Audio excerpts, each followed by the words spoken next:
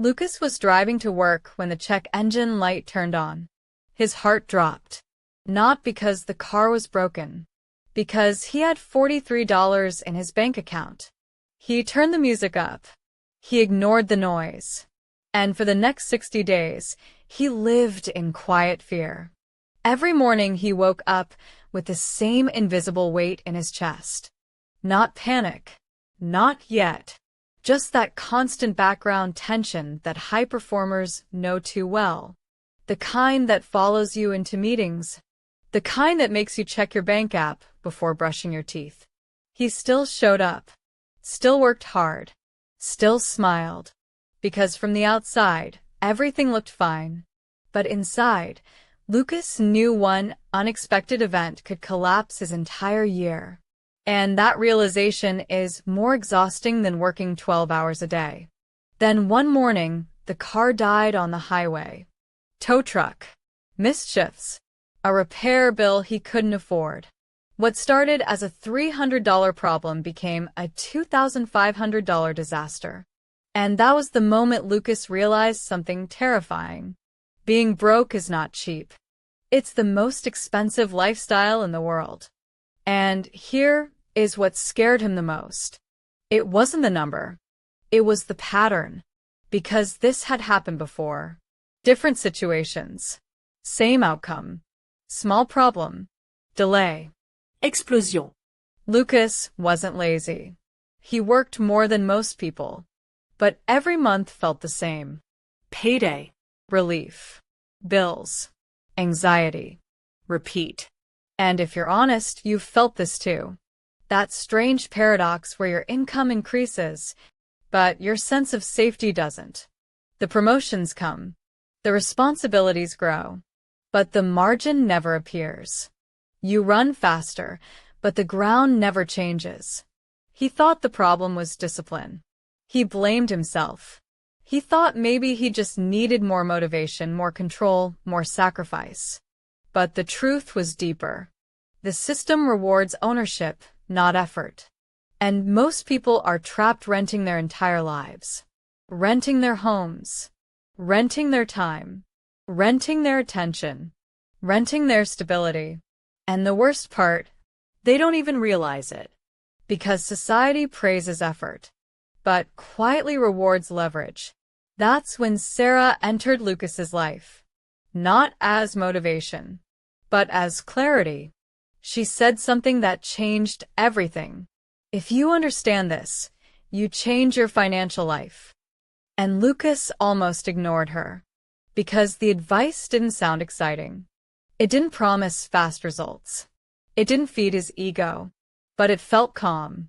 The real problem isn't your habits. It's the hidden tax of not having money. Sara explained something simple. The rich don't just earn more. They pay less for the same life. Bulk groceries. Lower interest. Better deals. More time. While the poor pay premiums on everything.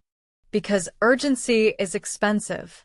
And high performers live in permanent urgency. Deadlines. Targets. Expectations.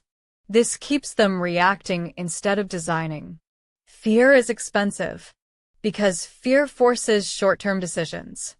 And short-term decisions compound into long-term traps. Lack of options is expensive. Because every option you don't have becomes a hidden cost. This is the kind of thing rich people do differently, she said. They buy freedom before comfort. And this is where Lucas had his biggest identity conflict. Because for years, success meant visible progress. Better clothes. Better car. Better apartment. But Sara showed him something uncomfortable. Most high performers are upgrading status, while quietly degrading stability. And that is why they feel exhausted even when they are winning. She showed Lucas the math. Late fees. High interest. Bad loans. Cheap products replaced again and again. But she also showed something deeper. Every one of those costs was stealing not just money, but mental energy. It wasn't just money. It was energy. Stress destroys decision-making. Scarcity shrinks your future. And when your brain is overloaded, you stop thinking strategically. You start thinking emotionally. You start chasing relief instead of freedom. Here money works for you, Sara said. And for the first time, Lucas understood that stability creates clarity. And clarity creates leverage. You don't escape the trap by chasing returns. You escape by stopping the bleeding first. Emergency fund. Debt elimination. Reliability over status. Long-term thinking over short-term relief. Lucas stopped trying to look successful. He focused on stability. And at first it felt boring. Even embarrassing. Because the world celebrates speed. But wealth rewards patience. Reliable car. Lower fixed costs. Automatic savings. Skill growth. Months passed, but something surprising happened. Nothing dramatic. No overnight breakthrough. Just fewer emergencies. Fewer surprises. Fewer moments of panic. His anxiety dropped. His confidence rose. And this is the part nobody talks about. Confidence doesn't come from income. It comes from margin. For the first time, he felt control. And control is addictive. Because once you feel it, you never want to go back. One day, Lucas looked at his bank account again. But this time, nothing happened. No panic. No fear. No surprise bills. Just silence. And that silence felt louder than any paycheck he had ever received. That silence was freedom. Sara smiled. Let's simplify money today. Freedom isn't about earning more first. It's about building a buffer. And here's the part most people don't realize. The buffer doesn't just protect your money. It changes your personality. You negotiate differently. You take smarter risks.